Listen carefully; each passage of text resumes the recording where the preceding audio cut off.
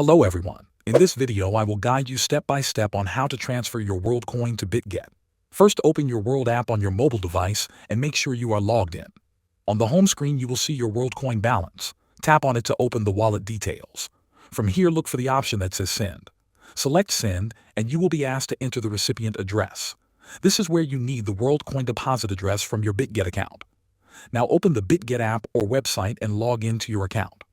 Once you are inside, go to the Assets section and tap on Deposit. Here tap on Deposit Crypto and search for Worldcoin. The platform will now show you the Worldcoin deposit address. Make sure you copy it carefully because entering the wrong address will result in losing your funds. After copying the address, go back to your World app. Paste the Bitget deposit address into the recipient field. Double check that the address is correct and matches what Bitget gave you. Next, you need to enter the amount of Worldcoin you want to transfer. You can choose to send all or just a portion of your balance. Thanks for watching.